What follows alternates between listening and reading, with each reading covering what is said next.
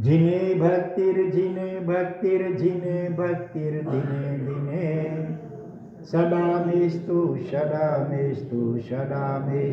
ભવે ભવે. મહાપ્રભાવશાળી મહામંગલકારી એવું શ્રી વર્ધમાન શક્ર સ્તવ, જેમાં હરિહન પરમાત્માના 273 જેટલા અદ્ભુત વિશેષણોમાંથી અત્યાર સુધીમાં આપણે કેટલા 188 જેટલા વિશેષણો વિચાર્યા. હવે આજે આગળ વધીએ. હવે 3 વિશેષણો ભેગા લે છે એકમાં. અરહસ્ય રહસ્યાય, અસ્પૃહ સ્પૃહણીયાય, અચિંત્ય ચિંતનીયાય. એમાં પહેલા અરહસ્ય રહસ્યાય, એના પર વિસ્તાર કરે છે. ભગવાન કેવા છે? આમ તો એમના જીવનમાં કોઈ રહસ્યની છુપી વસ્તુ છે નહીં, એકદમ સરળ નિખાલસ જેવો છે એવું.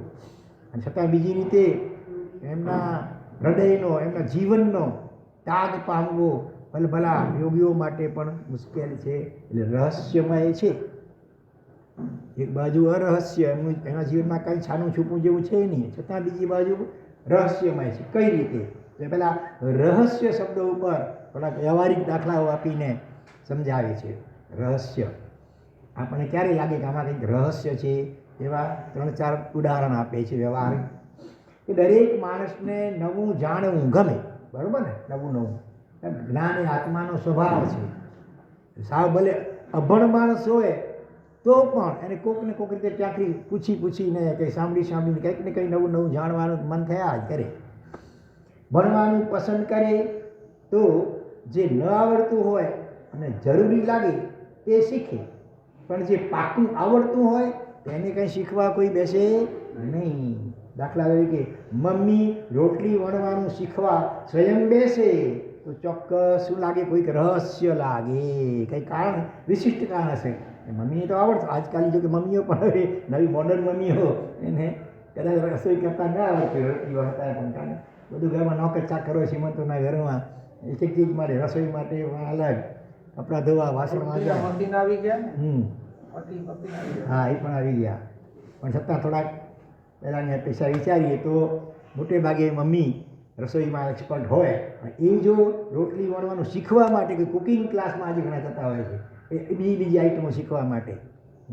પણ રોટલી વણવાનું શીખવા સ્વયં બેસે તો ચોક્કસ કંઈક રહસ્ય લાગે. અહીંયા એકવાર રહસ્યના 3-4 ઉદાહરણ વ્યવહારિક હતા. આપણને ક્યારે લાગે કંઈક રહસ્ય છે, તો મમ્મી વળી કેમ શીખવા બેસે?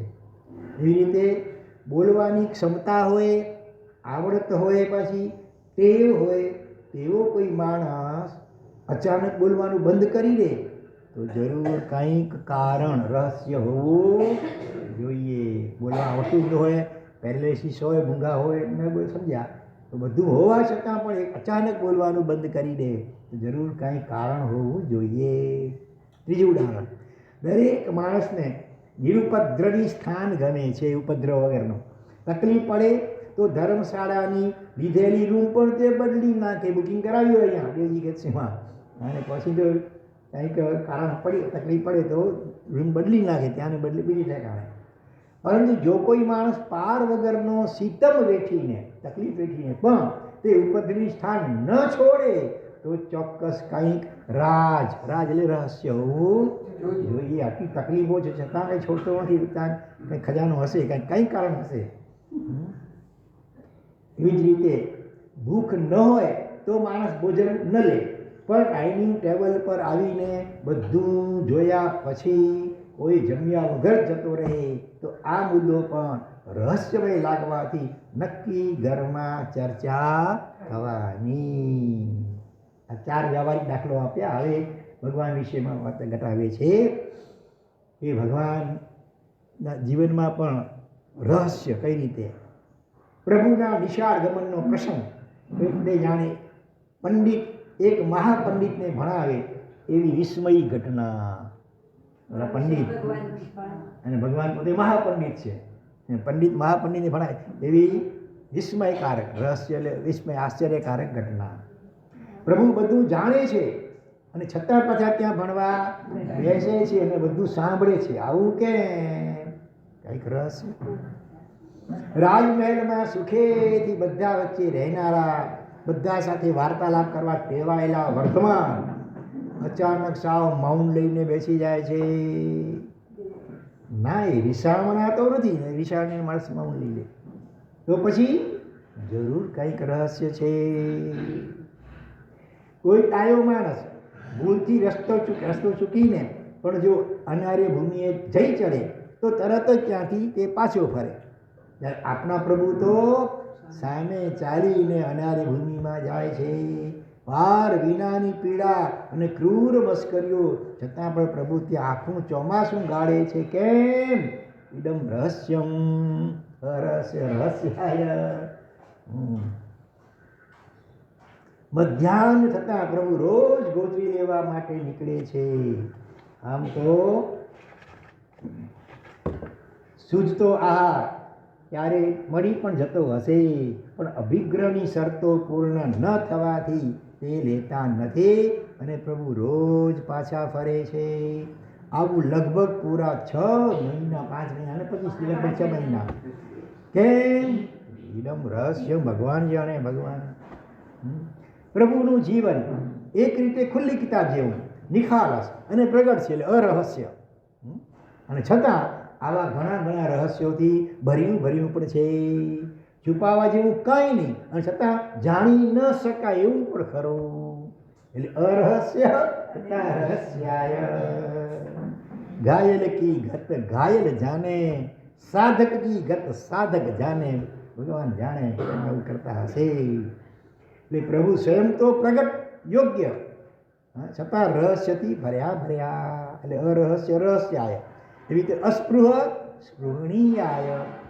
પ્રભુમાં કોઈ સ્પૃહા નથી, સ્પૃહા રહી છે, છતાં પણ સ્પૃહણીય, આપણા દ્વારા સ્પૃહા કરવા યોગ્ય છે. આપણે પ્રભુની સ્પૃહા કરવી જોઈએ કે ક્યારે ભગવાન મારા ઘરે પધારે, ક્યારે હું ભગવાન પાસે પહોંચું, ક્યારે ભગવાનની દેશના સાંભળું, ક્યારે ભગવાનના હાથે રજોરણ ગ્રહણ કરું. એ રીતે આપણે આપણા દ્વારા સ્પૃહણીય છે, સ્પૃહા કરવા યોગ્ય છે. ભગવાન પોતે કેવા છે? અસ્પૃહ. કોઈ કહેતા કોઈ પ્રકારની સ્પૃહા ઈચ્છા રહિત છે. આપણે પણ લક્ષ્ય તો એ રાખવાનું છે, ઈચ્છા રહિત બનવાનું. પણ અત્યારે આપણે સ્પૃહા કરવા જેવી છે કોની? પરમાત્માની. જ્યાં સુધી બીજી અનેક સાંસારિક ઈચ્છાઓ જીવને થયા જ કરે છે, ત્યાં સુધી સ્પૃહા રહિત, સર્વ સ્પૃહા રહિત એવા પરમાત્મા, એની સ્પૃહા ઝંખના ઈચ્છા આપણે ખાસ કરવા અને કેળવવા જેવી છે. બીજી રીતે પણ આનો અર્થ વિચારી શકાય. અસ્પૃહ એટલે કે ભલભલા યોગીઓ, ગણધર વગેરે આચાર્ય ઉપાધ્યાય વગેરે મહાપુરુષો, જેમના જીવનમાં આવી કોઈ સ્પૃહા રહી નથી, કદાચ મોક્ષની પણ સ્પૃહા રહી, એવા મહાપુરુષો દ્વારા પણ ભગવાન સ્પૃહા કરવા યોગ્ય છે. સંસારી કોઈ ઈચ્છા ન ભક્તોની, ન માનપાનની, ને કોઈ કહેતા કોઈ સ્પૃહા ન હોય એવા મહાપુરુષો ગણધરાદી, એમના દ્વારા પણ સ્પૃહા કરવા યોગ્ય. ગૌતમ સ્વામીને બીજી કોઈ સ્પૃહા નહોતી, ત્યાં પણ ભગવાનની સ્પૃહા તો રાખતા હતા. એ રીતે પણ અર્થ વિચારી શકાય. ભગવાનમાં પોતાનામાં કાંઈ સ્પૃહા નથી, અને છતાં અનેક કરોડો જીવો દ્વારા સ્પૃહા કરવા યોગ્ય છે. અને અથવા અસ્પૃહ એવા યોગી પુરુષો, એના દ્વારા પણ ભગવાન તો સ્પૃહા કરવા યોગ્ય છે. એવી જ રીતે અચિંત્ય ચિંતામણયે. પ્રભુ સ્વયં કેવા છે? અચિંત્ય, ચિંતવી ન શકાય. બુદ્ધિથી આપણે ભગવાનનો વિચાર કરીએ તો પાર ન પામી શકીએ એવા અચિંત્ય, અને છતાં ચિંતન કરવા યોગ્ય. ભલે યથાશક્તિ સંપૂર્ણપણે ભલે ભગવાનના સ્વરૂપને આપણે ચિંતવી ન શકીએ, પણ છતાં યથાશક્તિ પણ ચિંતન કરવા યોગ્ય છે. બીજી ચિંતાઓ છોડીને પ્રભુનું ચિંતન કરવા જેવું છે. ખુલ્લી આંખે, ભલા બંધ આંખે વળી સમાધિ લાગી જશે. ખુલ્લી આંખે ચિંતન કરવા યોગ્ય છે પ્રભુ. બરોબર પ્રવીણભાઈ? સમજાય છે ને? હા, ચિંતા છોડો, ચિંતન કરો, સમ્યક ચિંતન. આપણે ચિંતાઓ ઘણી, વગર ફોકટની ચિંતાઓ ઘણી કર્યા કરીએ, અડોશી પડોશી પારકી પંચાયતો ઘણી કર્યા કરીએ. આત્માનું ચિંતન, પોતાના ભાવિનું ચિંતન, કે પ્રભુનું ચિંતન બહુ ઓછું કરીએ છીએ. ભગવાન પોતે અચિંત્ય, ચિંતવી ન શકાય બુદ્ધિથી એવા, છતાં ખાસા ચિંત્ય, એ ચિંતન કરવા યોગ્ય છે. અહો પ્રભુ જેવું હા ચિંતન કરવા જેવું અદ્ભુત વ્યક્તિત્વ છે પ્રભુનું.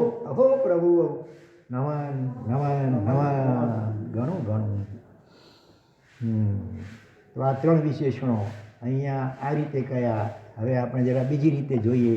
સૌથી પહેલાં અરહસ્ય રહસ્યાય.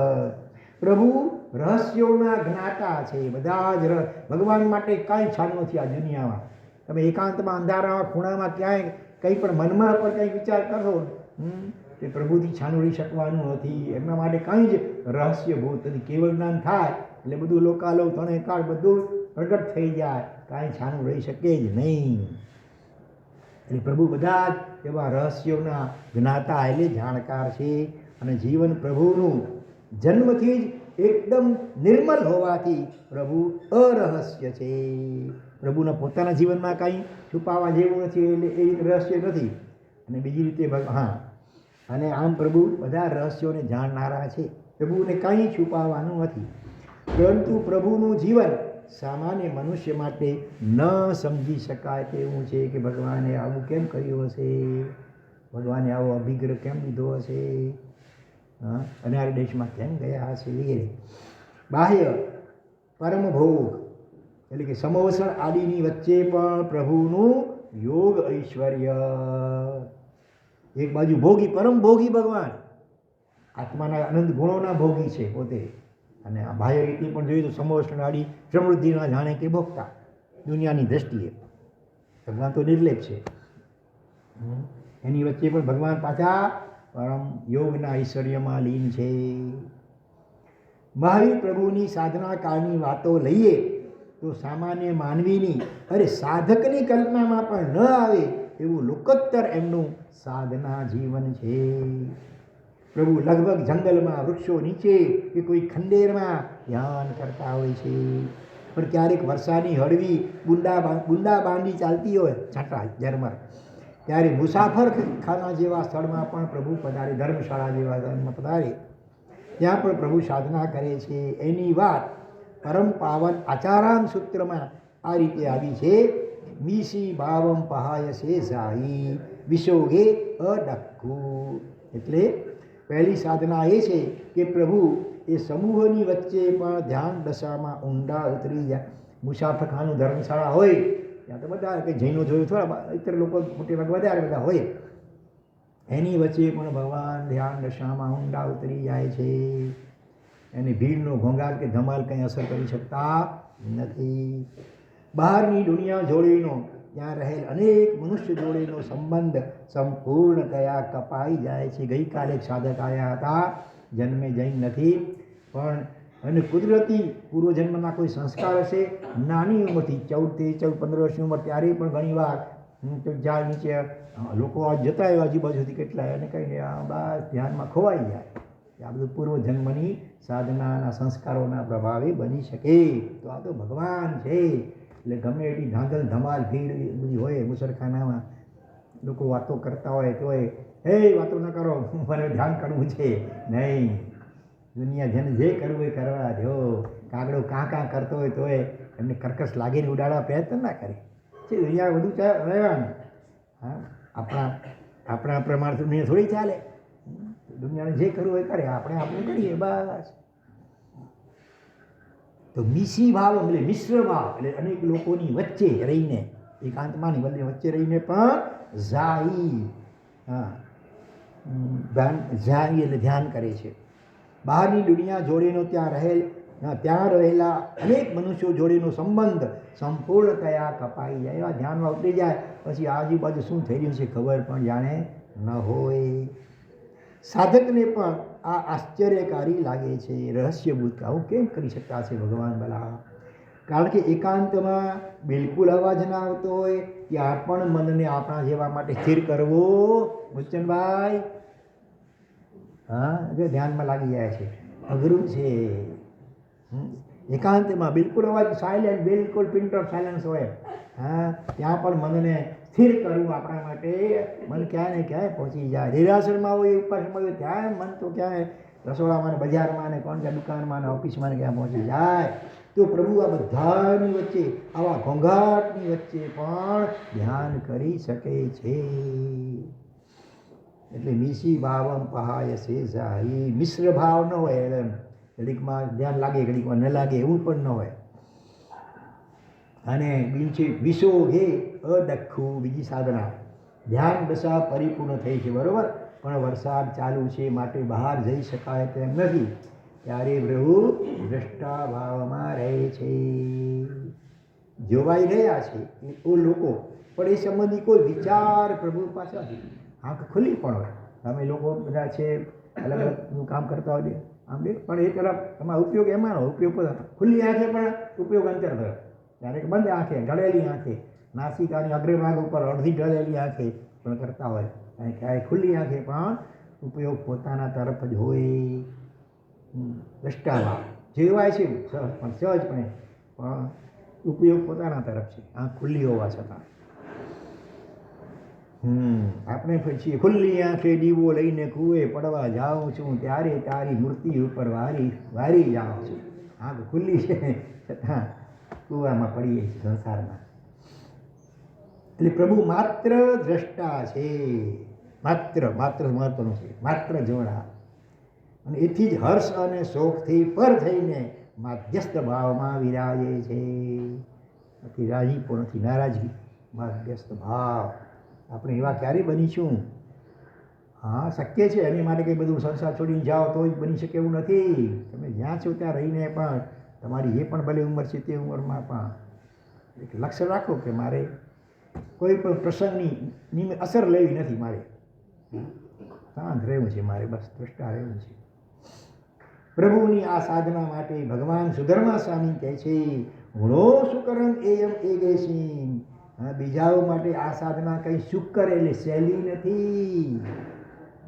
ખુલ્લી આંખે ભીડની વચ્ચે પણ ઉપયોગ પોતાના તરફ રાખવો. હા, કેટલીક ખુલ્લી આંખે એક પુગ્ગલ નિવિઠ્ઠ દિઠ્ઠી, આચાર્ય સૂત્રમાં ભગવાનની સાધનાનું વર્ણન છે.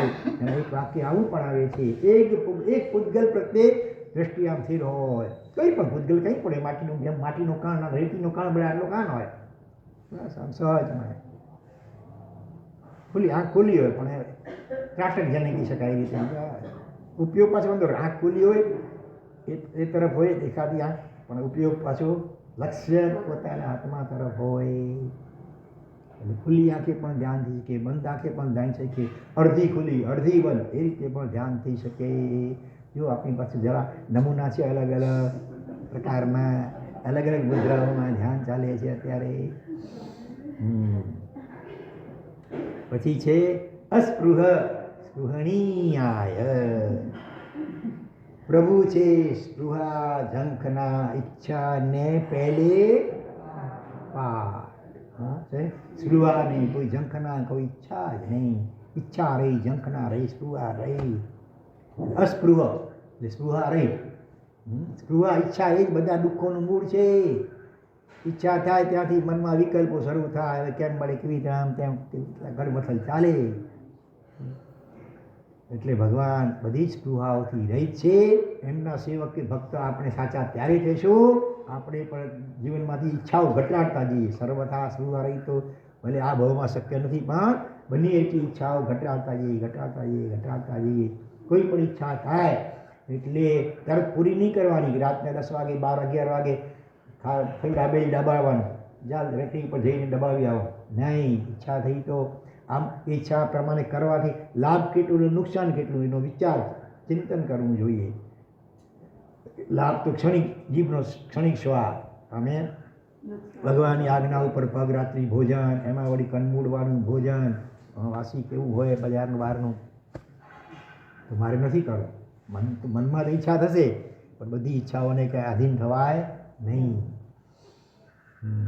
તો પહેલાં અશુભ ઈચ્છાઓથી બચીએ, પછી ધીરે ધીરે એવી સ્થિતિ આવશે કે શુભ પણ ઈચ્છા જાગશે જ નહીં. પછી એટલી અંદરમાં તૃપ્તિ રહેશે ધ્યાનના અભ્યાસ દ્વારા. એ બહાર કોઈ કહેતા કોઈ ઈચ્છા નહીં થાય. ખરાબ તો ન જ થાય, પણ સારી પણ ઈચ્છા જ નહીં. ઈચ્છા શા માટે? સાધક ગઈકાલે કહેતા હતા કે મારે ભૂતકાળ કે ભવિષ્યકાળને જાણીને શું કરવું છે? વર્તમાન કાળમાં બસ આનંદથી રહીએ તો ઓટોમેટિક ભવિષ્યકાળ જે છે વર્તમાન બનીને જ આવવાનો છે. જ્યારે આવતીકાલ જે આવશે ત્યારે વર્તમાન બનીને, તો આપણે વર્તમાનમાં સારી રીતે જીવન ટેવાયેલા હોઈશું તો ઓટોમેટિક ભવિષ્ય તો સારું સારું સારું જીવાતું જશે. ભૂતકાળના ભવો પણ જાણીને શું કરવું છે આપણે? કાંઈ વર્તમાનમાં, વર્તમાન ક્ષણને પ્રસન્નતાથી, સમતાથી, શાંતિથી આનંદ જીવીએ તો બસ છે. તો આજ મોક્ષ થઈ ગઈ, સમજી ગયો. તો પ્રભુ પોતે સ્પૃહા ઝંખના ઈચ્છાને પહેલે પાડશે, પરંતુ ભક્તો માટે વધુમાં વધુ ઝંખવા યોગ્ય, ઉપાસવા યોગ્ય કોઈ હોય તો તે કોણ છે? પ્રભુ જ છે. ત્યાં સુધી બીજી અનેક સાંસારિક ઈચ્છાઓ થયા જ કરે છે. તો ત્યાં તો મનને જોડવું પડશે, તો પ્રભુમાં જોડો, પ્રભુની ઈચ્છા કરો. બીજો અર્થ એવો પણ મળે આ પદનો કે અસ્પૃહ વ્યક્તિ તો જ પ્રભુના પ્રેમમાં ડૂબે છે. પ્રભુ સાથે પ્રીત કરે, પ્રીતિ અનંતી પર થકી જે તોડે તે જોડે એ દેવચંદ્રજી મહારાજ કહેતી ને સુખદેવ ભગવાનના સ્થળમાં કે પર વ્યક્તિઓને પર પદાર્થો પ્રત્યે અનંતી પ્રીતિ જીવને અનાદિકાળથી છે. એને સાથે સંબંધ કટ ઓફ કરે એ જ ખરેખર પ્રભુ સાથે પોતાના ચિત્તને જોડી શકે. બે દૂધમાં દહીંમાં બેમાં પગ રાખી શકાય નહીં. કૂતરો કે મારે ભસવું છે અને રોડ પણ ફાંકવો છે, બે કામ ભેગું થાય ન થાય. તો સંસારમાં મોજ મજા પણ કરવી છે અને ભગવાન સાથે સંબંધ જોડવો છે. આ બે બની શકે નહીં. બેમાંથી એક નક્કી કરો ભાઈ. તો જે એવા અસ્પૃહ, જેને સંસારની કોઈ બીજી ઈચ્છા ન કામનાઓ ન હોય, એવા જે વ્યક્તિ હોય એ જ પ્રભુના પ્રેમમાં ડૂબી શકે છે. મીરા ડૂબ્યા કારણ કે એના સિવાય બીજા કોઈની કે કસાયની સ્પૃહા મીરાને નહોતી. એ એટલે પરમાત્મા. મેરે તો ગિરધર ગોપાલ દૂસરો ન કોઈ સાધુ સકલ લોક જોઈ. આખી દુનિયામાંથી મને બીજા ક્યાંય કોઈ મને જોઈતું નથી. મને બસ ગિરધર ગોપાલ નામ ગમે તે આપો, ભગવાન કહો કે શુદ્ધ આત્મા જોઈએ છે. ભક્તિ યોગના ઉદ્ગાતા પૂજ્ય રામ વિજયજી મહારાજ પદ્મપ્રભ સ્વામીની સ્તવનામાં કહે છે, અજબ બની રે મેરે અજબ બની પ્રભુ સાથે પ્રીતિ, જે દુનિયા में દુર્લભ नेट તે મેં પામી પ્રભુની ભેટ. દુનિયા માટે બહુ જ દુર્લભ ગણાય એવી પ્રભુની ભેટ મને થઈ ગઈ. ખરેખર આ તો અજબ ગજબની વાત થઈ ગઈ મારા જીવનમાં. એવી અજબ ગજબની વાત ઉપમા આપીને સમજાવે છે. આળસુને ઘેર આવી ગંગા. ગંગા સામે ચાલીને આવી નાહવા માટે, પાણી પીવા માટે. ત્યાં લોકો દૂર દૂરથી ક્યાંય ને ક્યાંય કાશી વગેરે પહોંચે. આ તો જાણે આળસુ માણસ હોય, પણિયારા સુધી પણ પાણીનો પીવા માટે ત્યાં જાય નહીં. અહીંયા આવી જાય તો ભલે, નહીં તો નહીં. તો આ એવું થયું. આળસુ જેવો હું અને સામે ચાલીને ગંગા અહીંયા આવી ગઈ. જાણે એવી વાત થઈ કે ભગવાનની ભેટ મને થઈ ગઈ. પામ્યો પંથી સખર તુરંગ. કોઈ પંથી એટલે મુસાફર, પંથ એટલે રસ્તો, એના ઉપર ચાલનો મુસાફર થાકી ગયો, થાકીને લોચો થઈ ગયો હતો. તો એને તુરંગ એટલે ઘોડો મળી ગયો ચાલવા આરામથી બેસવા માટે. એ પણ કેવો સખર, કચ્છી શબ્દ સખર. સખર એટલે સારો, તેજી, પાટીદાર, પવન વેગી ઘોડો જાણે મળી ગયો. થોડીક વાર પહોંચાડી દેવલાલી. એવો ઘોડો મળી ગયો. થાકીને લોચપોચ થઈ ગયો તો કોઈ લિફ્ટ આપતું નહોતું. ઘણા બધા એમને હાલ્યા જાય. ત્યાં કોઈક દૈવી કૃપા થઈ ગઈ. કોઈ આગલા ભાવનો મિત્ર દેવ આવે છે એ ઘોડો બનીને, અથવા ઘોડો મૂકી દે છે. એના જેવી થઈ ગઈ. હું સંસારમાં રખડી રખડી થાકીને લોચપોચ થઈ ગયો હતો. ત્યાં મોક્ષમાં આમ સડસડાટ પહોંચાડી દે એવું પ્રભુરૂપી ઘોડો જાણે મને મળી ગયો. સખર તુરંગ. જીમ જીમની રખું પ્રભુ મુખ નૂર, તીમ તીમ પાઉં આનંદપુર. જેમ જેમ પ્રભુના મુખનું નૂર એટલે તેલ જોઉં છું, તેમ તેમ આનંદનો પૂર અંદરમાં ઉછળે ઉપડે થઈ છે. સુણતા જન્મમુખ પ્રભુની વાત, હરખે મારી સાથે ધા.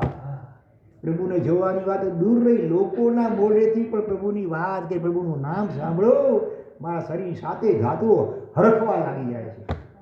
હા, રાજીનું નામ એકદમ ઉલ્લસિત થઈ જાય છે, રોમાંચિત થઈ જાય છે. એવી દશા છે. હરખે મારી સાથે રાહ. પ્રભુ સાથે પ્રીત લાગી ગઈ છે. દુનિયામાં દુર્લભમાં દુર્લભ જે પ્રભુ પ્રીત છે તેને મેં પ્રભુની ભેટ તરીકે મેળવેલ છે. કોણ યાદ આવે? બોલો, કયા પ્રભુના ભક્ત યાદ આવે? જલ્દી બોલો. પછી બરોબર, તે સિવાય બીજા બોલો. ચાવકોમાં બોલો કોઈ નામ, ચાવકોના નામ બોલો કોઈ. અને એક વાર મેં એમનું નામ અહીંયા લીધું છે વ્યાખ્યાનમાં. હા, અમદાવાદના કોણ કોણ કોણ જલ્દી બોલો. ગજા મૂકેલા. હા, નવીનભાઈ ગાંધી. ભગવાને જો 50-54 દિવસમાં પૂજા કરે અને ભગવાનને જોતા જેટલા હર્ષના આંસુ આવી જાય, અડધો ગ્લાસ ભરાય એટલા હર્ષના આંસુ આવી જાય રોજ. આવી પ્રીતિ જાણે તો કામ થાય. તો કઈ રીતે મળી ગયા પ્રભુની ભેટ? પ્રભુની જોડે પ્રીત પણ એણે કરાવી છે ને, એના ગુણોએ કરાવી. ભગવાનના ગુણો એવા વિકસાવ્યા, એને જોઈને ઓવારી જવાય છે ભગવાન ઉપર. એટલે પ્રીત પણ મેં નથી કરી, એણે કરાવી છે ત્યારે થઈ છે. પોતાનું કર્તૃત્વ એમાં પણ નહીં.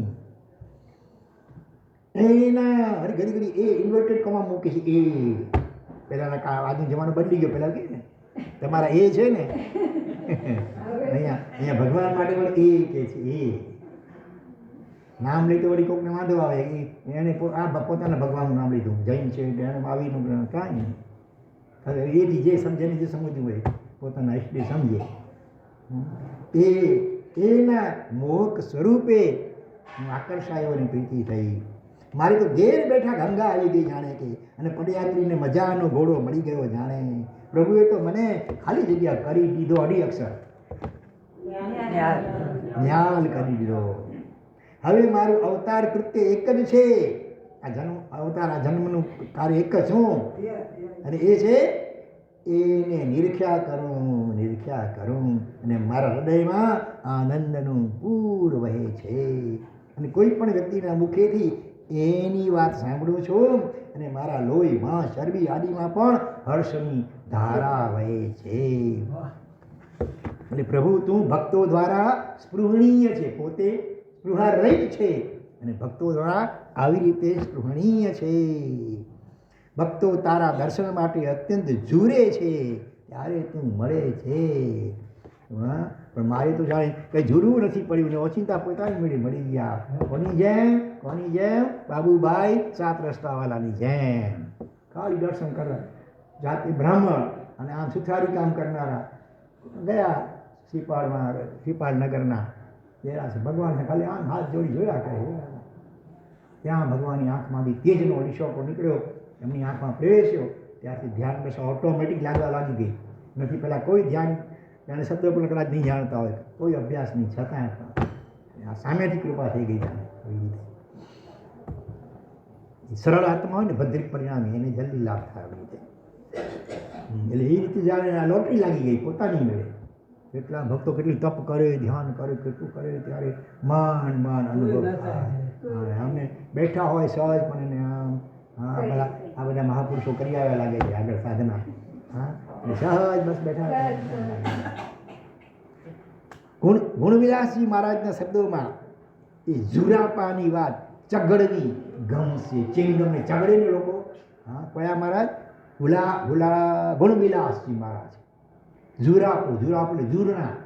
હા, પ્રભુ માટે ઝૂરવું છે, તડપન. હા, શું કહે છે જુઓ. तुम बिन सुख दुख अंतर गत की किस आगे कहो जा. તમારા સિવાય મારા સુખ અને દુઃખની વાતો કોની આગળ કહું?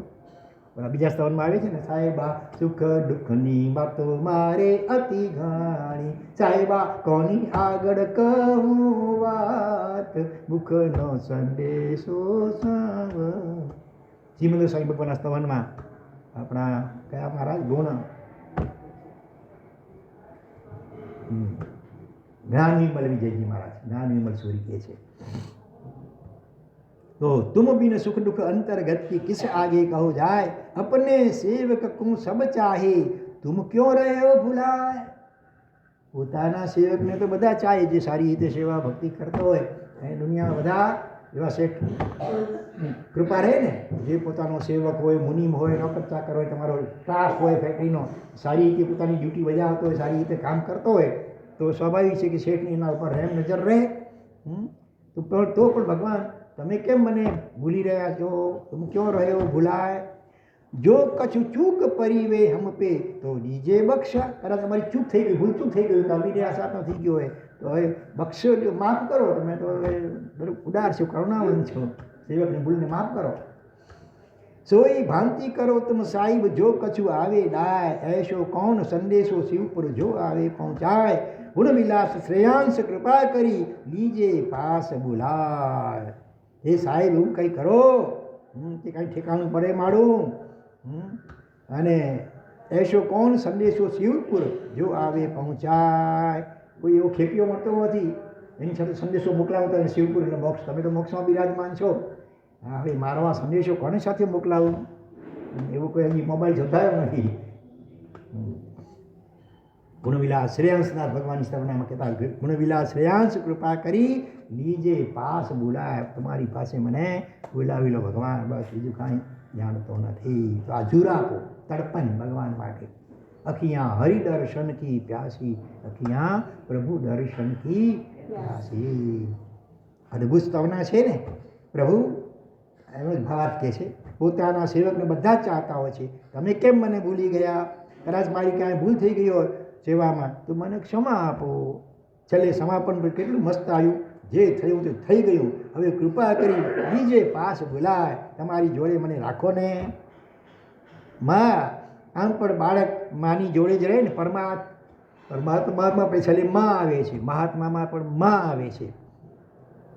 માં તારાથી વિખૂટો મને ન રહેવા દેતી હો, પ્રભુને માં તરીકે સંબોધીને કહે છે. તો આ છે અસ્પૃહ સ્પૃહણીયાય. પોતે સ્પૃહા રહી છતાં ભક્તો દ્વારા આવી રીતે અત્યંત સ્પૃહા કરવા યોગ્ય છે.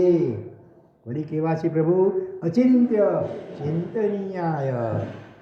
પોતે અચિંત્ય વિચારોને પહેલે પારતું છે. ભગવાન નિર્વિકલ્પ નિર્વિચાર સ્થિતિમાં કાયમ માટે હોય છે, અને છતાં તારો જ વિચાર કરવાનું મન થાય. મારા મન મંદિરમાં તમારા સિવાય બીજો કોણ પ્રવેશી શકે. બીજો મન મંદિર આણું નહીં, એ અમકુલવટ રીત જીણેશ્વર. યોગીરાજ આનંદજી મહારાજ કહે છે, ધર્મ જીણેશ્વર ગાઉં રંગ શું, ભંગમ પડશો પ્રીત જીણેશ્વર.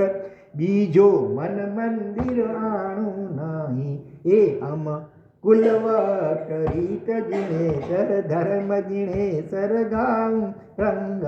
બરાબર ને મૂલચંદભાઈ? વાહ, રાતના ધ્યાન બહુ કર્યું લાગે છે ભગવાન. હું નથી કરી છે. અચ્છા, તો ધર્મ જીણેશ્વર ગાઉં રંગ શું, ભંગમ પડશો પ્રીત, મારી પ્રીતમાં ભંગ ન પડશો. બીજો મન મંદિર આણું નહીં ભગવાન તમારા સિવાય, એ એમ કુલ વટ રીત અમારી ખાનદાની છે. ભગવાન તમને છોડીને હવે આ મન મંદિરમાં બીજા કોઈને સ્થાન કે પ્રવેશ મળશે નહીં. આપણામાં છે એવી ટેક. ગંગા ગઈ ગંગાદાસ, જમના ગયે જમનાદાસ. એના જેવી આપણી હાલત છે મોટે ભાગે.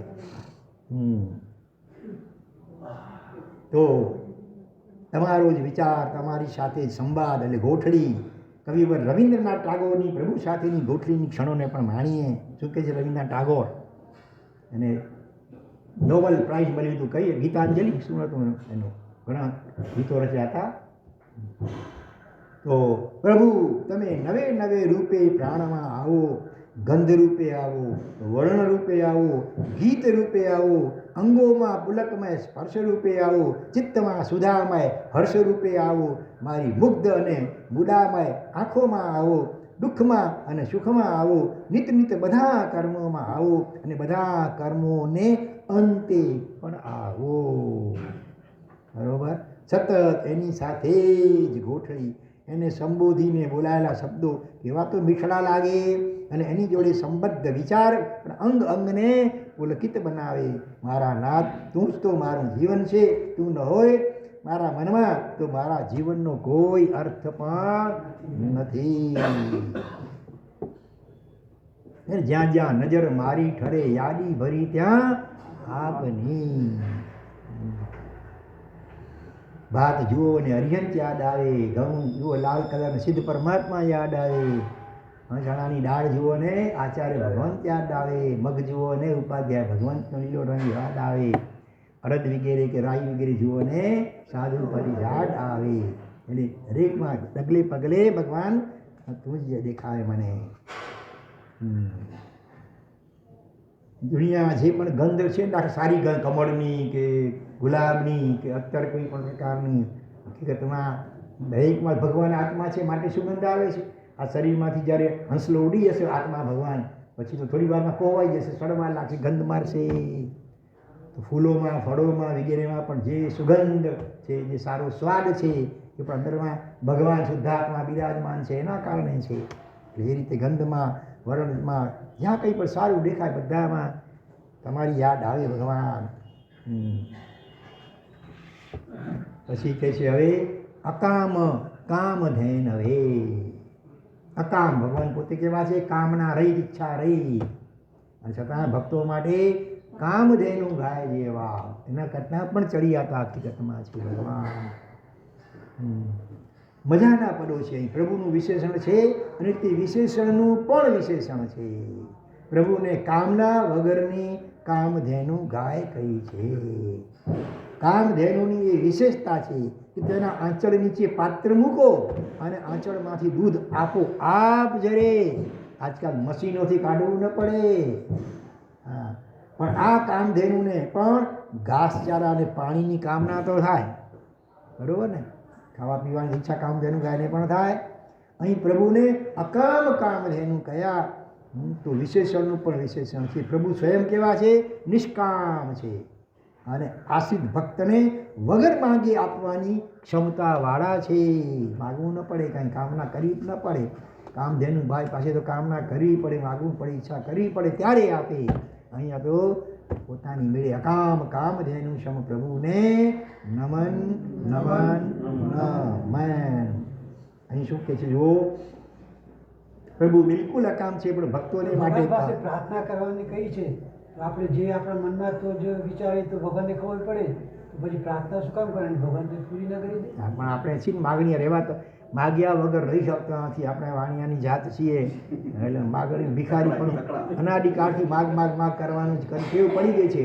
એટલે પછી ગમધર ભગવંતોને શું કે શીખવાડવું પડ્યું કે આ એકને બદલે બીજું કંઈક સંસારનું માગી લે છે, એના કારણે ભય ભવ નિવ્યો મઘાનું સારી આઈટ પર સીધી આવું પોઝિટિવ માગવાનું શીખવાડ્યું. બાકી હકીકતમાં કાંઈ માગો નહીં, બસ કાંઈ ઈચ્છા જ ન કરો, કાંઈ ઈચ્છા ના કરો. પછી ત્યાં કાંઈ માગવો નહીં ભલે ને, પછી કોઈ અપેક્ષા ઈચ્છા નહીં. સહજતા પ્રારબ્ધ અનુસાર જે મળ્યું છે એમાં સંતોષથી આનંદથી જીવો, તો કાંઈ માગવાની જરૂર નથી. આપણે માગ્યા વગર રહી શકતા નથી. નાનું બાળક હોય એને ખાંસી થઈ હોય, શરદી થઈ હોય, તાવ આવતો હોય અને એ વળી એવી હલકી ખોટીની પીપરને એવું માગે તો માં આપે ના આપે. એટલે આપણે એવા છીએ એમ તો અનાદિકાળથી રાગ દ્વેષ મોહથી રોગોથી ભરેલા છીએ ને વળી સંસારનું જ માગીએ તો એ રોગ વધારે વકરે. એટલે પછી આપણને આ બધી એકની આપણે એકથી સંતોષ થતો નથી, પછી ઘણું ઘણું જોઈએ છે. એટલે એકની, બેની, ત્રણની, તેરની વસ્તુઓ જય વિરા સૂત્ર દ્વારા ભગવાન પાસે માગવાનું આપણે બતાવ્યું છે. એને માટે તો હવે મતાંતર ચાલે છે.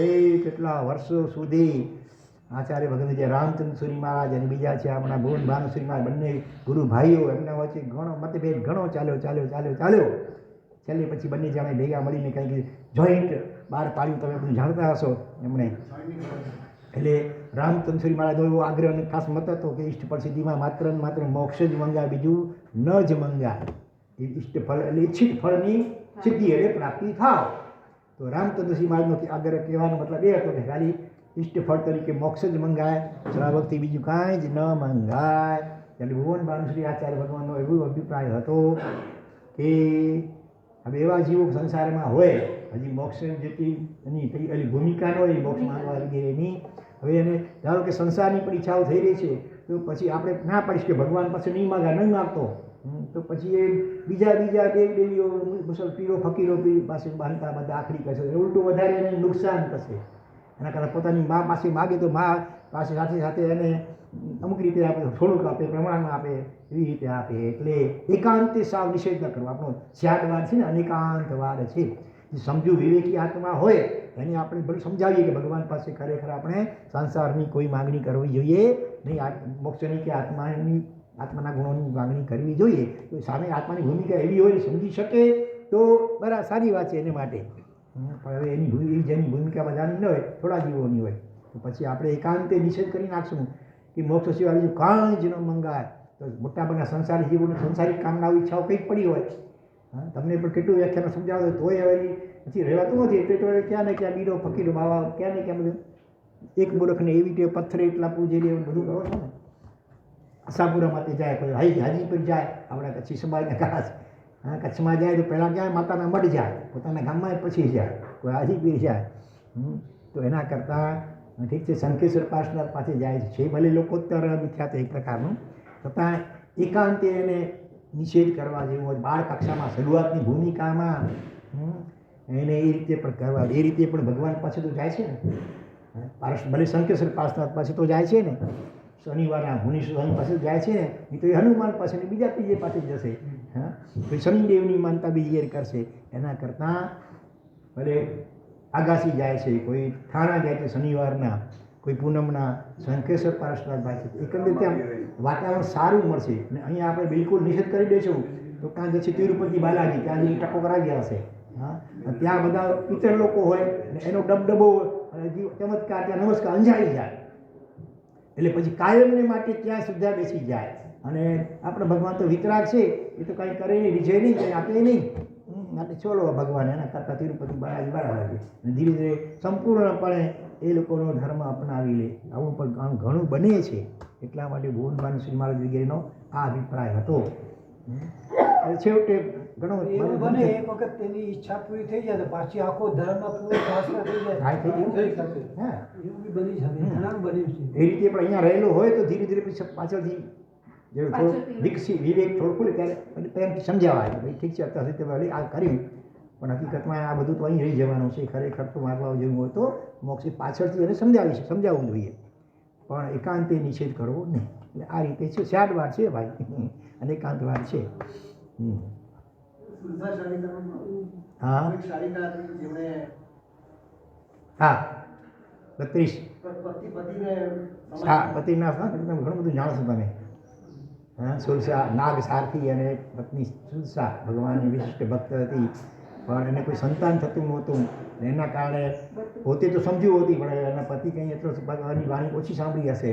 એટલે એના મનમાં એક વસવસો રહ્યા કરતો, સંતાન નહોતું, એનું દુઃખ રહેતું હતું, ચિંતા રહેતી. એને કારણે ધર્મમાં પણ ચિત્ત ચોંટતું નહોતું, ધર્મ પ્રત્યે પણ જોઈએ એવી શ્રદ્ધા જામતી નહોતી.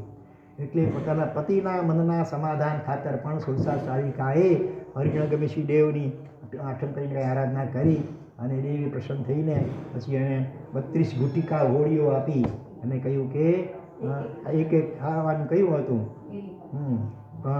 સુરસા અને થયું કે એટલે 32 પુત્રો થાય તો આટલી બધી પ્રસૂતિની વેદના સહન કરવી પડે, પછી આ બધાને વેંઢારવા પડે, બહુ ઉપાધિ છે.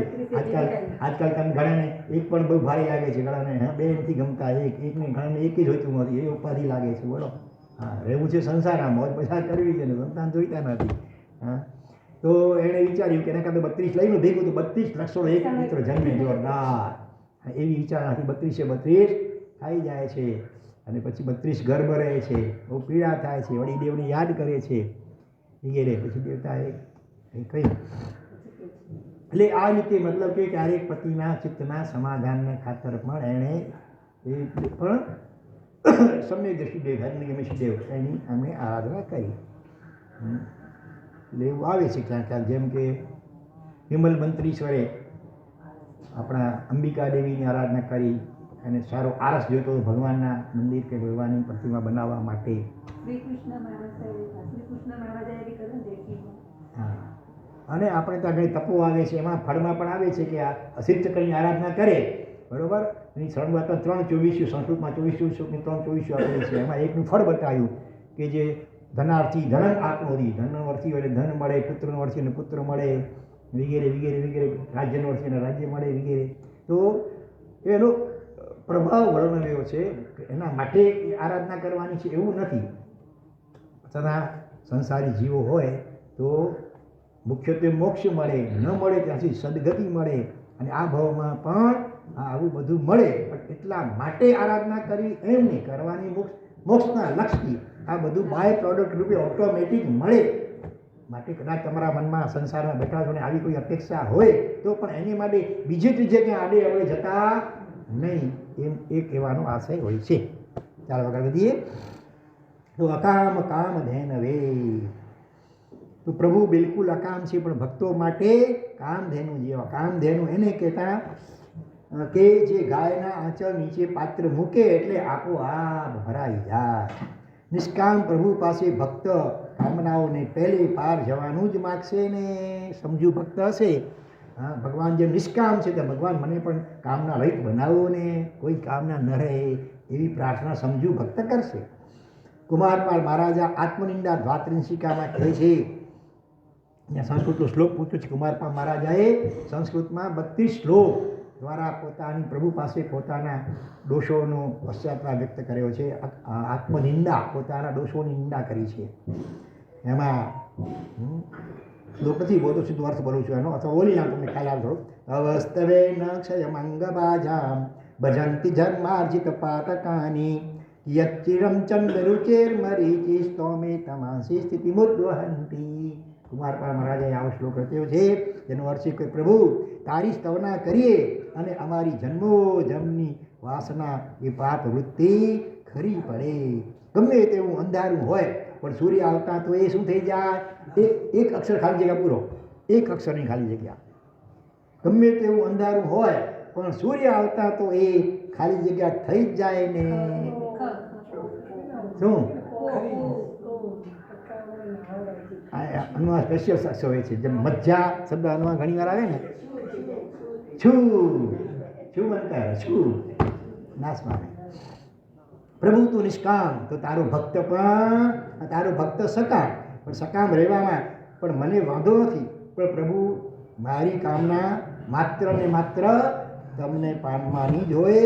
મારી કામનાના કેન્દ્ર બિંદુ માત્ર તમે હો, એટલું તો કૃપા કરો. કાં તો તમારે જેવો નિષ્કામ બનાવી નાખો, અને અથવા એક જ કામના બાકી રહે, બાકીની બધી કામનાઓ શાંત થઈ જાય એવી કૃપા કરો. તો ભગવાનને અહીંયા અકામ કામધેનુની ઉપમા હતી. કામના રહિત, પોતે કામના રહિત, છતાં ભક્તની બધી કામના કરવી ન પડે ભક્તને, છતાં ઊંડી ઊંડી પડી હોય તો પણ ઓટોમેટિક પૂરી થઈ જાય, માગવું ન પડે. એવું જ શબ્દ છે બીજો વિશેષણ, અસંકલ્પિત કલ્પદ્રુમાય. કલ્પદ્રુમ એટલે કલ્પવૃક્ષ. પ્રભુને કલ્પવૃક્ષ સાથે સરખાવ્યા છે, પણ સાથે એક ચોખવટ પણ કરી છે. શું? કલ્પવૃક્ષની એક મર્યાદા છે કે જેનો સંકલ્પ કરો તે જ આપે. પ્રભુ તો એવું કલ્પવૃક્ષ છે કે જે અસંકલ્પિતને પણ આપે છે. તમારે કંઈ સંકલ્પના કે માગણી ઈચ્છા વગેરે કરવી પડે નહીં. જો કલ્પવૃક્ષની 4 રીતે મર્યાદા, હકીકતમાં ભગવાન ઉપમા અતીત છે, બધી જ ઉપમાઓ ભગવાનને ઓછી જ પડે, છતાં એટલે 4 વસ્તુ એવી છે દેવાધિષ્ઠિત છે, એની પાસે જે માગો ભૌતિક વસ્તુઓ તે મળે. કઈ વસ્તુ 4 બોલાવો, ભૂચરમાં બોલો જલ્દી. એક તો આ કલ્પવૃક્ષ, વારાફરતી કે બોલવા દો, આ બાજુ ભાઈઓને બોલવા દો જરા. હવે ભાઈઓ બધા મૌની કાલસી પાડી દેશે. બોલો પ્રવીણભાઈ, હમણાં તો આવી ગયો. એક તો ચિંતા કલ્પવૃક્ષ આવી ગયું, કામધેનુ ગાય હમણાં તો આવી ગઈ. ચિંતા હવે પોતાની બહેનો કોઈ ભાઈઓને ચોથું ગોતવા દો. ચિંતામણી આવી થઈ ગયો કલ્પવૃક્ષ, કામધેનુ ગાય, 3 થયા. હવે એક બાકી રહ્યો છે, એ ચોથું. ભાઈઓમાંથી બોલશો કોઈ? અશોકભાઈ, શું નામ તમારું? અશોકભાઈ ને? હા બોલો. હા, ચરું બેન કંઈ બોલતા નહીં બહેનો કોઈ, ભાઈ બહેનો વિચાર આવે.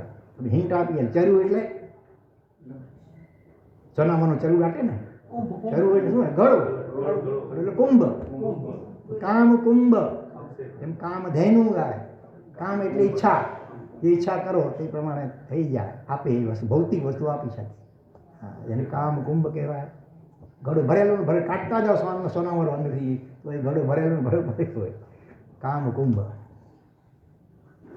એક સ્તવનમાં આવે છે ને, કામધેનુ કામ કલ્પ વૃક્ષ ચિંતામણી પ્રભુ તું મળ્યો મારે તો આંગણે આંગણે શ્રી કલ્પ વૃક્ષ શ્રી કલ્પ વૃક્ષ ફળ્યો. તો અસંકલ્પિત કલ્પ ધ્રુમાય. હવે કલ્પ વૃક્ષ એની મર્યાદા છે 4 રીતે: દ્રવ્ય, ક્ષેત્ર, કાળ અને ભાવથી. પ્રભુમાં કોઈ મર્યાદા લિમિટ નહીં, અનલિમિટેડ. 10 પ્રકારે કલ્પવૃક્ષ છે. કોઈ અન્ન જળ આપે, કોઈ વસ્ત્ર આપે, કોઈ સંગીત આપે. વસ્ત્ર આપતું કલ્પવૃક્ષ સંગીત ના આપી શકે. ખોરાક આપતું કલ્પવૃક્ષ એ વસ્ત્ર ના આપી શકે. એની મર્યાદા છે. 10 પ્રકાર હોય તો એક જે પ્રકારનો હોય એ જ વસ્તુ આપી શકે, પછી બીજી વસ્તુ ના આપે. આ એની મર્યાદા. તો પ્રભુ તો એકલા છતાં બધું જ આપે. All in one, 2 in 1, 3 in 1 નહીં, ઓલ ઇન વન.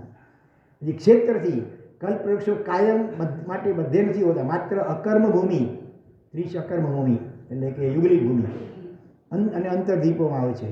અત્યારે ભરત ક્ષેત્ર કે ઈરાવત ક્ષેત્રમાં કલ્પવૃક્ષ અત્યારે નથી, હતા ચોથા આરા વગેરેમાં, પહેલાં બીજા ત્રીજા આરામાં. ત્યારે હા એવી રીતે કાળથી પહેલો આરો, બીજો આરો, ત્રીજો આરો જ્યાં હોય ત્યાં જ કલ્પવૃક્ષો હોય છે. ચોથા આરાથી કલ્પવૃક્ષો ગાયબ. ત્યારે પ્રભુનો પ્રભાવ ક્ષેત્ર મર્યાદા અને કાળ મર્યાદા બંનેથી પર છે. અને ચોથો છે ભાવથી. કલ્પવૃક્ષ ઘણું આપે તો પણ બધું તો ન જ આપે. જે કલ્પવૃક્ષ દરેક પ્રકારની વસ્તુઓ પણ આપતું હોય તે પણ, ધારો કે એવું કલ્પવૃક્ષ હોય કે બધી પણ આખર ભૌતિક વસ્તુઓ આપશે, અનાજ આપશે, વસ્ત્ર આપશે, ઘર આપશે, બધું આપશે, પણ ભૌતિક ક્ષમા આદિ ગુણો આપવાનું સામર્થ્ય ધરાવતો નથી. વળી કલ્પવૃક્ષ ઈચ્છિત વસ્તુ આપીને ઈચ્છા પૂર્તિ કરી દે છે. જ્યારે પ્રભુ ઈચ્છા પૂર્તિ પણ કરે, ઈચ્છાને ખતમ પણ કરે. હા, ઈચ્છાઓ આપણી સમી જાય કાયમ માટે, એવું પણ થાય. પ્રભુ ઈચ્છિત વસ્તુ તો આપી દે, એની સાથે આપવાનું સામર્થ્ય પણ આપે. આપણને જે ઈચ્છિત વસ્તુ મળેલી હોય ને, બીજાને આપવાની, દાન આપવાની બુદ્ધિ જગાડે, દાનનું મહાત્મ્ય સમજાવે. તો જે સાધકની થોડી વાર પહેલાં મેં વાત કરી, હા, તો એ ભિખારી આવે, જે નોટ 500 તો 500ની નોટ આપી દે. એટલે એવા ઉડા પોતાની એક વખત એવું બન્યું, કોઈકની જરૂર હતી, પોતે પણ લાંબી મુસાફરીમાં હતા, ખિસ્સામાં કુદરતી 500 રૂપિયાની એક જ નોટ હતી, અને કોઈ કે માગ્યું, કાલાવાલા કર્યા તો એને 500 આપી દીધા. એમની કઈ છૂટા કરાવીને 10 રૂપિયા આપવું, 25 નહીં, બધા આપ્યું. એટલી ઉદારતા ને એટલી કરુણા. આવી ભૂમિકા જેને હોય ને એને સમ્યક દર્શન જલ્દી પ્રગટી શકે. તો અસંકલ્પ. બીજા શબ્દોમાં કહીએ તો પ્રભુ કે એક એવું કલ્પવૃક્ષ છે જે શરણાગતને કલ્પવૃક્ષ જેવો બનાવી દે છે. જેમ પારસ અરુ સંત મેં બળો અંતરજાન, એક લોહા કંચન કરે, એક કરે આપ સમાન.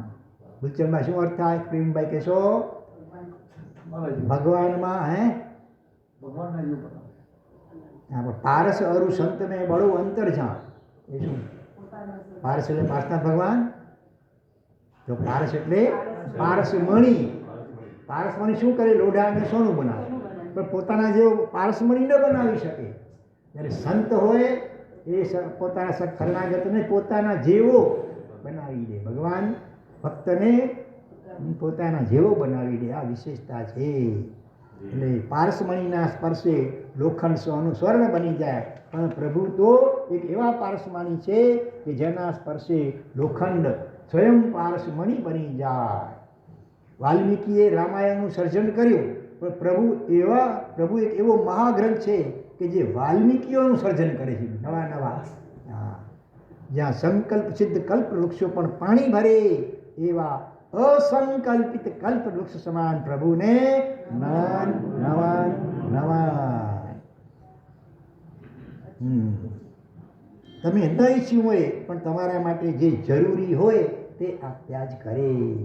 સામાન્ય તો તમને થશે કદાચ પ્રશ્ન કરતા નથી, પણ મનમાં ઊંડી ઊંડી થતું હશે તો પછી આમાં તો ઘણી ઈચ્છાઓ અધૂરી પડી છે, ભગવાન કેમ આપતા નથી? ભગવાન તો લોકોતર માં છે, એ સમજતી હોય અત્યારે એને આપશું તો એમાં આસક્ત બની જશે તો નુકસાન થશે, એટલે ન પણ આપે, ક્યારેક આપે પણ ક્યારેક ન પણ આપે, એને યોગ્ય લાગે એમ કરે. એકંદરે આપણા આત્માનું હિત હોય એવું જ એ કરે, અથવા એવું ઓટોમેટિક થાય, એવો એનો અચિંત્ય પ્રભાવ હોય છે. સામાન્ય કલ્પવૃક્ષ માગીએ તે આપે, પણ માગનાર અણસમજ્યું હોય તો શિયાળામાં શરદી થઈ હોય અને આઈસ્ક્રીમ માગે તો એ આપી દે? હા, કલ્પવૃક્ષ આપી દે કદાચ, પણ માં નહીં આપે. એ કહેશે બેટા તમને શરદી થઈ છે, અત્યારે ગરમ ઉકાળો લેવાનો હોય, હમણાં આઈસ્ક્રીમ ન લેવાય. પ્રભુ તમે પણ માં જ છો ને, એટલે તો હું એવી કામના પૂર્તિની ઈચ્છા કરું કે જે મને ભાવિમાં વિપદાકારક હોય તો તમે નહીં જ આપો ને. આપણી બધી ઈચ્છાઓ પૂરી નથી થતી, એ આપણા હિતમાં છે. નહીં તો વાંદરો હોય, હા, એને દારૂ પીવડાવવામાં આવે અને ઉપરથી વીંછી ડંખ મારે, પછી શું બાકી તોડફોડ કરવામાં? આજે ઘણી બધી લબ્ધિઓ સિદ્ધિઓ અદ્રશ્ય થઈ ગઈ છે, એનું આપણા હિતમાં છે, એ તો નુકસાન ગેરઉપયોગ થાય. હવે અણુબોમ્બ જેવું આજ ગમે તે લોકોના હાથમાં આવી જાય છે, ત્રાસવાદીના હાથમાં અણુબોમ્બ આવી જાય પછી શું નુકસાન કેટલું થાય? અને જે કામના રહિતતાનું અપાર સુખ છે એનો જ આ અનુભવ આપ કરાવશો ને. કોઈ જ કામના ઈચ્છા જ રહિત હોય ને તો અપૂર્વ સુખ અને આનંદ, કારણ હકીકતમાં આનંદ અંદરમાં જ છે. જાત જાતની ભૌતિક ઈચ્છાઓ થાય છે, એને કારણે ઈચ્છા પૂર્તિ માટે મન સતત વિકલ્પ સહિત રહે છે, માટે અંદર અનુભવ થતો નથી શાંતિનો કે આનંદનો. જેટલી ઈચ્છાઓ ઘટતી જાય ઘટતી જાય ઘટતી જાય એમ શાંતિ અને પ્રસન્નતા અને આનંદ ઓટોમેટિક અંદરમાંથી અનુભવમાં આવતા થઈ જાય. કુમારપાળ મહારાજા યાદ આવે, શું કે છે, મોક્ષને વિશે પણ કામના વગરનો હું ક્યારેય કહીશ. આ આત્મના દ્વાત્રિશિકામાં જ એક ઠેકાણે કહ્યું કે ભગવાન મોક્ષની પણ મને ઈચ્છા ન રહે, એવી દશા મારી ક્યારેય થશે, કારણ કે મોક્ષનું સુખ અહીંયા જ અનુભવાતું. એવી ઈચ્છા રહિત દશા આવી ગઈ હોય, ભગવાન સિવાયની કોઈ ઈચ્છા નહીં. પછી ભગવાનની ઈચ્છા અંદરમાં જ પ્રભુ પોતાનું ભગવત્તા પોતાનામાં રહેલી એ અનુભવાતી હોય, એટલે કોઈ કહેતા કોઈ જ ઈચ્છા રહે નહીં, મોક્ષની પણ ન રહે. યથાખ્યાત ચારિત્ર મળે છે ત્યારે બધી કામનાઓનો અંત આવી જાય છે. યથાખ્યાત ચારિત્ર ક્યારે હોય? 11માં 12માં અને 13માં ગુણસ્થાને કહેવાય. હા, પ્રભુ હું ઈચ્છું કે ન ઈચ્છું પણ તમે અસંકલ્પિત કલ્પદ્રુમ છો, કામના રહિતતાના આનંદ ભણી મને લઈ જજો. હું એટલી ઈચ્છા રાખું છું કે હું ઈચ્છા રહિત બનું. ઈચ્છા કરવા જેવી હોય તો એક ઈચ્છા કરવા જેવી, કઈ ઈચ્છા રહિત બનવાની ઈચ્છા. હું ક્યારે ઈચ્છા રહિત બનું. અને હવે છેલ્લું એક વિશેષણ લઈ લઈએ, અચિંત્ય ચિંતા મન એ. ચિંતાને અપનાવ્યો હોય, સ્વયં ન ચિંતવેલી ચીજ જ્યાંથી મેળવી જાણે તેનું નામ અચિંત્ય ચિંતામણી. ચંડ કૌશિક ક્યાંક સમા લેવા ગયો હતો ભગવાન પાસે? એ તો અચિંત ચિંતામણીની દેન હતી. ભગવાને એને કેવો ક્ષમા મૂર્તિ બનાવી દીધો. હજારો કીડીઓ શરીરને વીંધી નાખે છે તો એ પડખું પણ ફેરવતો નથી. રખે પડખું ફેરવી હજારો કીડીઓ બિચારી ચંપાઈને મરી જશે. કેવો ક્રોધ મૂર્તિ હોય તો અમારી ક્ષમા મૂર્તિ થોડી ક્ષણોમાં બની ગયો આખો. એણે કંઈ ભગવાને પ્રાર્થના નહોતી કરી, ભગવાન મારા ક્ષમતા આપો, કરુણા આપો, ક્ષમા આપો, કાંઈ નહીં. સામેથી ભગવાને આ રીતે આપ્યું. હજી એવો કોઈ બીજો દાખલો આવે છે? હા, અભિમાની ઇન્દ્રભૂતિ પ્રભુ પાસે દીક્ષા લેવા ગયા હતા તો ભગવાનને હરાવા, પણ દીક્ષા તો અચિંત ચિંતામણીની ગૌતમને ભેટ હતી. પ્રભુ મારી માંગવાની મર્યાદાને હું બરાબર જાણું છું અને તમારી આપવાની ખાલી જગ્યાને હું બરાબર પીછાણું છું. 4 અક્ષર, પહેલો અક્ષર દડાનો ડ, ડા ડી કંઈ પણ હોય. હું મારી માંગવાની મર્યાદા, મને માંગતા આવડતું નથી શું માગવું જોઈએ તે ખરેખર. તમારી આપવાની જે પહેલો અક્ષર દડાનો ડ છે, ડડા ડી ડું કંઈ પણ હોય, અને છેલ્લો અક્ષર રી છે, રી. ચાલો 2 અક્ષર.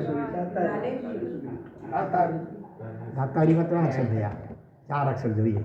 દાનેશ્વરીમાં અડધો અક્ષર આવી ગયો, અડધો 40 છે પૂરા અક્ષર. તમારી આપવાની ખાલી જગ્યાને હું બરાબર પીછાણું છું. તો અમારી આપવાની દાનેશ્વરીને બેસે ન થાય.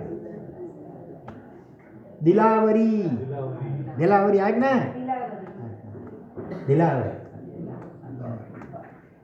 ઘણી છે ને આજે જેમ વેરી થઈ આવું આગળ વાળો દિલ્લા મંગો છે દિલ્લા યાર હવે પાંજી જેમ પાંજી વેરી થઈ આવે બધું મંગી ન શકો.